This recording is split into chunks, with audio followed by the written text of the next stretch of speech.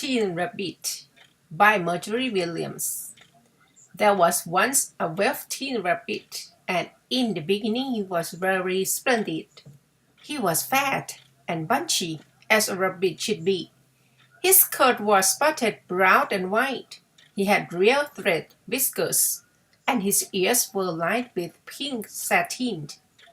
On Christmas morning, when he sat wedged in the top of the boy's stocking, with a sprig of holly between his paws, the effect was charming. There was other things in the stocking, nuts and oranges, and a toy engine, and chocolate almonds, and a clockwork mouse. But the rabbit was quite the best of all. For at least 2 hours the boy loved him, and then aunts and uncles came to dinner, and there was a great rustling of tissue paper and unwrapping of parcels. And in the excitement of looking at all the new parents, the Velveteen Rabbit was forgotten. For a long time he lived in the toy cupboard or on the nursery floor, and no one thought very much about him. He was naturally shy, and being only made of velveteen, some of the more expensive toys quite snubbed him. The mechanical toys were very superior and looked down upon everyone else. They were full of modern ideas and pretended they were real. The model boat, who had lived through 2 seasons and lost most of his paint, caught the tone from them and never missed an opportunity of referring to his rigging in technical terms. The rabbit could not claim to be a model of anything, for he didn't know that real rabbits existed. He thought they were all stuffed with sawdust like himself, and he understood that sawdust was quite out of date and should never be mentioned in modern circles. Even Timothy, the jointed wooden lion, who was made by the disabled soldier, and should have had broader views, put on airs and pretended he was connected with government. Between them all the poor little rabbit was made to feel himself very insignificant and commonplace, and the only person who was kind to him at all was the Skin Horse. The Skin Horse had lived longer in the nursery than any of the others. He was so old that his brown coat was bald in patches and showed the seams underneath, and most of the hairs in his tail had been pulled out to string bead necklaces. He was wise, for he had seen a long succession of medical toys alive to boast and swagger, and by break their mainsprings and pass away. And he knew that they were only toys, and would never turn into anything else. For nursery magic is very strange and wonderful, and only those playthings that are old and wise and experienced like the Skin Horse understand all about it. "What is real?" asked the rabbit one day, when they were lying side by side near the nursery fender, before Nana came to tidy the rooms. "Does it mean having things that buzz inside you and a stick-out handle?" "Real isn't how you are made," said the Skin Horse. "It's a thing that happens to you when a child loves you for a long, long time, not just to play with, but really love you. Then you become real." "Does it hurt?" asked the rabbit. "Sometimes," said the Skin Horse, for he was always truthful. "When you are real, you don't mind being hurt." "Does it happen all at once, like being wound up?" he asked. "Or bit by bit?" "It doesn't happen all at once," said the Skin Horse. "You become. It takes a long time. That's why it doesn't often happen to people who break easily. I have sharp edges. All have to be carefully kept. Generally, by the time you are real, Most of your hair has been left off, and your ears drop out, and you get loose in the joints and very shabby. But these things don't matter at all because once you are real, you can be ugly, except to people who don't understand. I suppose you are real, said the rabbit, and then he wished he had not said it, for he thought the skin horse might be sensitive, but the skin horse only smiled. The boy's uncle made me real, he said. That was a great many years ago, but once you are real, you can become unreal again. It lasts for always. The rabbit sighed. He thought it would be a long time before his magic called real happened to him. He longed to become real, to know what it felt like, and yet the idea of growing shabby and losing his eyes and whiskers was very sad. He wished that he could become it without these uncomfortable things happening to him. There was a person called Nana who ruled the nursery. Sometimes she took no notice of the playthings lying about, and sometimes, for no reason whatever, she went swooping about like a great wind and hustled them away in cupboards. She called this tidying up, and the playthings all hated it, especially the tin ones. The rabbit didn't mind it so much, for wherever he was thrown he came down soft. One evening, when the boy was going to bed, he couldn't find the china dog that always slept with him. Nana was in a hurry, and it was too much trouble to hunt for china dogs at bedtime. So she simply looked about her, and seeing that the toy cupboard door stood open, she made a swoop. Here, she said, take your old bunny. He'd do to sleep with you. And she dragged the rabbit out by one ear and put him into the boy's arms. That night, and for many nights after, the Velveteen rabbit slept in the boy's bed. At first he found it rather uncomfortable, for the boy hugged him very tight, and sometimes he rolled over on him, and sometimes he pushed him so far under the pillow that the rabbit could scarcely breathe. And he missed, too, those long moonlight hours in the nursery, when all the house was silent and his talks with the skin horse. But very soon he grew to like it, for the boy used to talk to him and make nice tunnels for him under the bedclothes that he said were like the burrows the real rabbit lived in. And they had splendid games together. In whispers, when Nana had gone away to her supper and left the night light burning on the mantelpiece, and when the boy dropped off to sleep, the rabbit would snuggle down close under his little warm chin and dreamed, with the boy's hands clasped close round him all night long. And so time went on, and the little rabbit was very happy, so happy that he never noticed how his beautiful velveteen fur was getting shabbier and shabbier, and his tail coming unsewn, and all the pink rubbed off his nose where the boy had kissed him. Spring came, and they had long days in the garden, for wherever the boy went the rabbit went too. He had rice in the wheelbarrow, and picnics on the grass, and lovely fairy huts built for him under raspberry canes behind the flower border.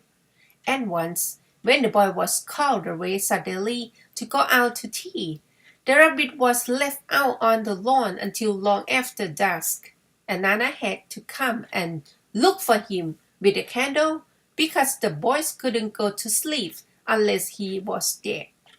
He was wet through with the dew and quite earthy from diving into the barrels the boy had made for him in the flower bed, and Nana groaned as she dropped him off with a corner of her apron.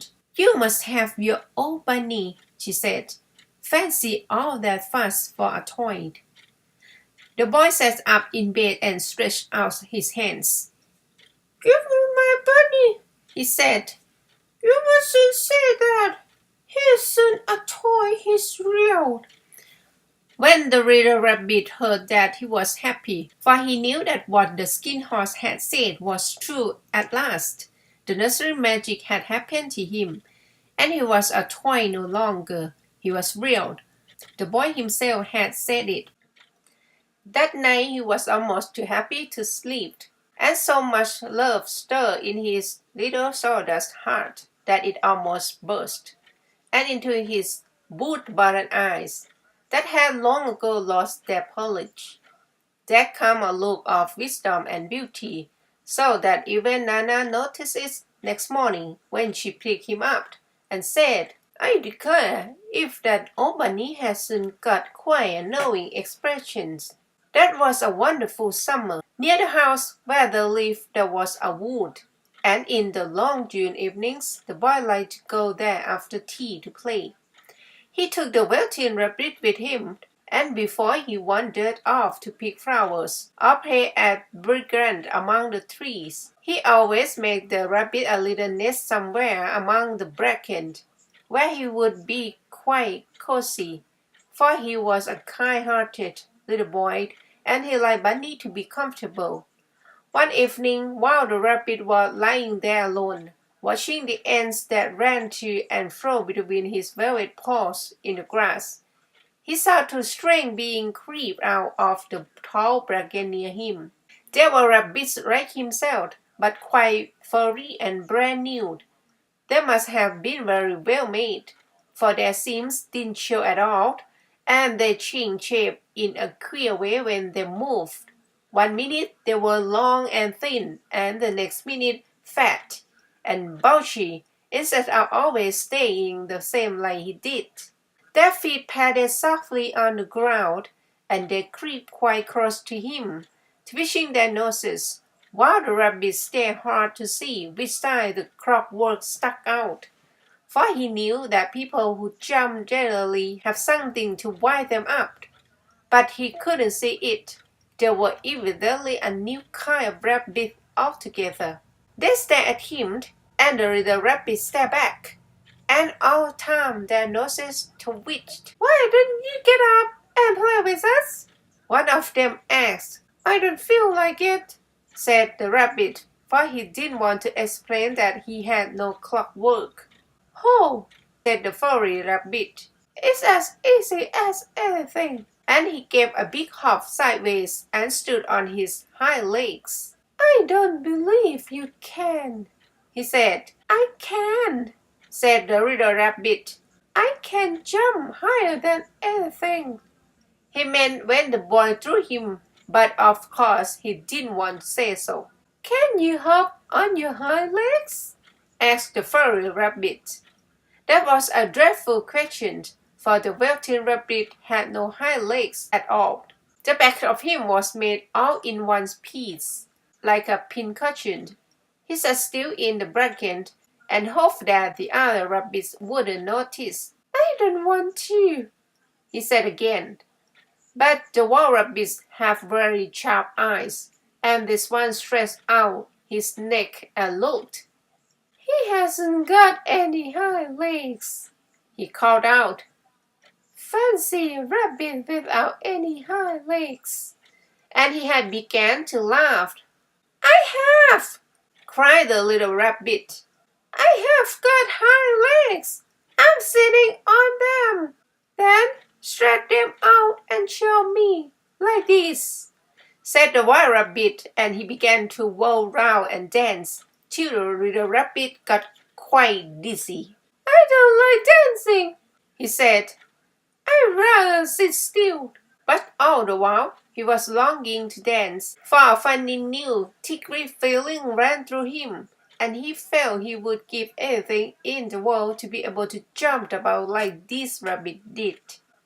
The strange rabbit stopped dancing and came quite close. He came so close this time that his long whisker brushed the Velveteen rabbit's ear, and then he wiggled his nose suddenly and flattened his ears and jumped backwards.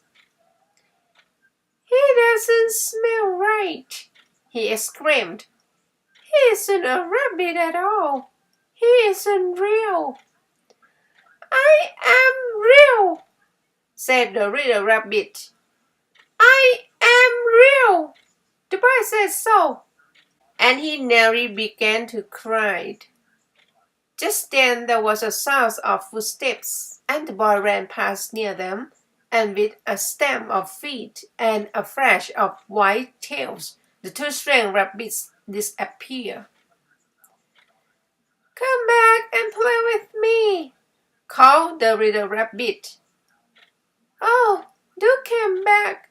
I know I am real. But there was no answer, only the little ants ran to and fro, and the brackens were gentle where the two strangers had passed. The Velveteen rabbit was all alone. Oh dear, he thought, why did they run away like that? Why couldn't they stop and talk to me? For a long time he lay very still, watching the bracken and hoping that they would come back. But they never returned, and presently the sun sank lower and the little white moth fluttered out, and the boy came and carried him home. Weeks passed, and the little rabbit grew very old and shabby, but the boy loved him just as much. He loved him so hard that he loved all his whiskers off, and the pink lining to his ears turned gray, and his brown spots faded. He even began to lose his shape, and he scarcely looked like a rabbit anymore, except to the boy. To him he was always beautiful, and that was all that the little rabbit cared about. He didn't mind how he looked to other people, because the nursery magic had made him real. And when you are real, shabbiness doesn't matter. And then, one day, the boy was ill. His face grew very flushed, and he talked in his sleep, and his little boy was so hot that it burned the rabbit when he held him close. Strange people came and went in the nursery, and a light burned all night, and through it all the little Velveteen rabbit lay there, hidden from sight under the bedclothes, and he never stirred, for he was afraid that if they found him someone might take him away, and he knew that the boy needed him. It was a long weary time, for the boy was too ill to play, and the little rabbit found it rather dull with nothing to do all day long. But he snuggled down patiently and looked forward to the time when the boy should be well again, and they would go out in the garden amongst the flowers and the butterflies and play splendid games in the raspberry thicket like they used to. All sorts of delightful things he planned.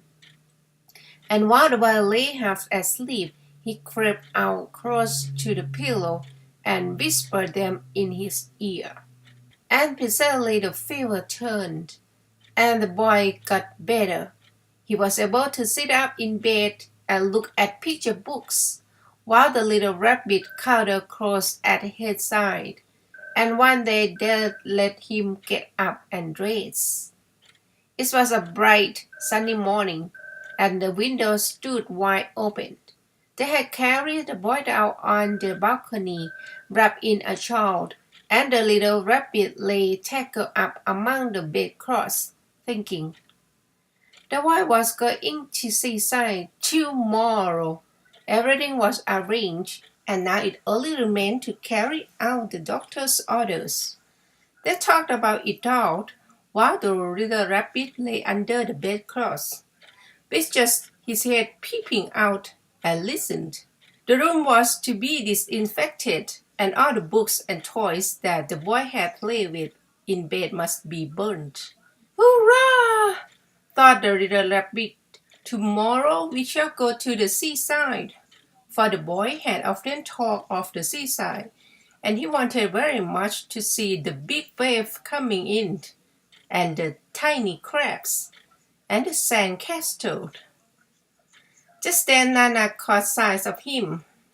How brown he is, old bunny? She asked. That, said the doctor. Why? It's a mess of scarlet fever germs. Burn it at once. What? Nonsense! Get him a new one. He mustn't have that anymore. And so the little rabbit was put into a sack with the old picture books and a lot of rubbish and carried out to the end of the garden behind the fowl house. That was a fine place to make a bonfire, only the gardener was too busy just then to attend to it.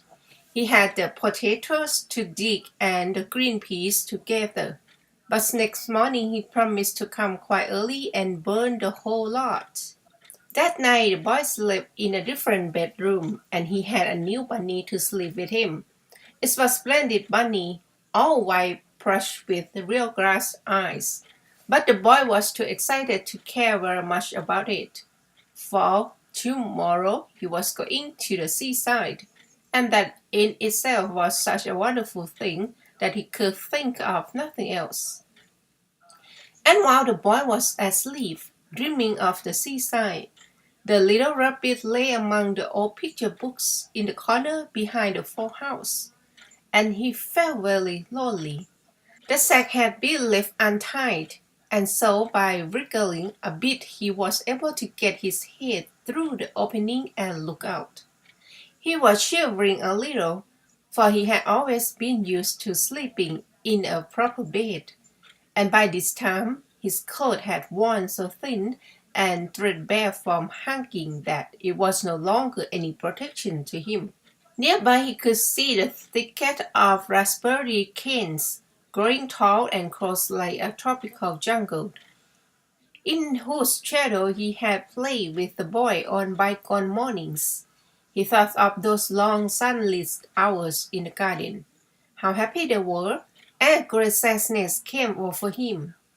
He seemed to see them all pass before him, each more beautiful than the other. The fairy huts in the flower bed, the quiet evenings in the wood, when he lay in the bracken and the little ants ran over his paws. The wonderful day when he first knew that he was real. He thought of the skin horse, so wise and gentle, and all that he had told him. Of what use was it to be loved and lose one's beauty and become real if it all ended like this?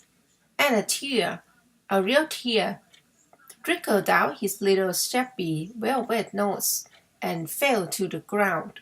And then a strange thing happened, for where the tear had fallen, a flower grew out of the ground, a mysterious flower, not at all like any that grew in the garden.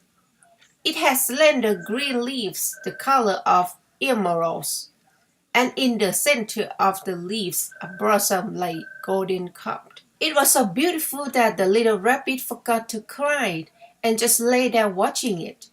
And presently the blossom opened, and out of it there stepped a fairy. She was quite the loveliest fairy in the whole world. Her dress was of pearl and dewdrops, and there were flowers round her neck and in her hair, and her face was like the most perfect flower of all. And she came close to the little rabbit and gathered him up in her arms and kissed him on his velveteen nose that was all damp from crying. "Little rabbit," she said, "don't you know who I am?" The rabbit looked up at her, and it seemed to him that he had seen her face before, but he couldn't think where. "I am the nursery magic fairy," she said. "I take care of all the playthings that the children have loved. When they are old and worn out, and the children don't need them any more, then I come and take them away with me and turn them into real." "Wasn't I real before?" asked the little rabbit. "You were real to the boy," the fairy said. "Because he loved you, now you shall be real to everyone." And she held the little rabbit close in her arms and flew with him into the wood. It was light now, for the moon had risen. All the forest was beautiful, and the fronds of the bracken shone like frosted silver. In the open glade between the tree trunks, the wild rabbits danced with their shadows on the velvet grass. But when they saw the fairy tale, all stopped dancing and stood round in a ring to stare at her. "I've brought you a new playfellow," the fairy said. "You must be very kind to him and teach him all he needs to know in Rabbit Land, for he is going to live with you forever and ever." And she kissed the little rabbit again and put him down on the grass. "Run and play, little rabbit," she said. But the little rabbit sat quite still for a moment and never moved. For when he saw all the wild rabbits dancing around him, he suddenly remembered about his hind legs, and he didn't want them to see that he was made all in one piece. He did not know that when the fairy quizzed him that last time she had changed him altogether, and he might have sat there a long time to try to move, if just then something hadn't tickled his nose. And before he thought what he was doing, he lifted his hind toe to scratch it. And he found that he actually had hind things. Instead of dicky velveteen, he had brown fur, soft and shiny. His ears twitched by themselves, and his whiskers were so long that they brushed the grass. He gave one leap, and the joy of using those hind legs was so great that he went springing about the turf of them, jumping sideways and rolling round as the others did. And he grew so excited that when at last he did stop to look for the fairy, she had gone. He was a real rabbit at last, at home with the other rabbits. Autumn passed and winter, and in the spring, when the days grew warm and sunny, the boy went out to play in the wood behind the house, and while he was playing, two rabbits crept out from the bracken and peeped at him. One of them was brown all over, but the other strange markings under his fur, as though long ago he had been spotted. And the spots still showed through. And about his little soft nose and his round black eyes there was something familiar, so that the boy thought to himself, "Why, he looks just like my old bunny that was lost when I had scarlet fever."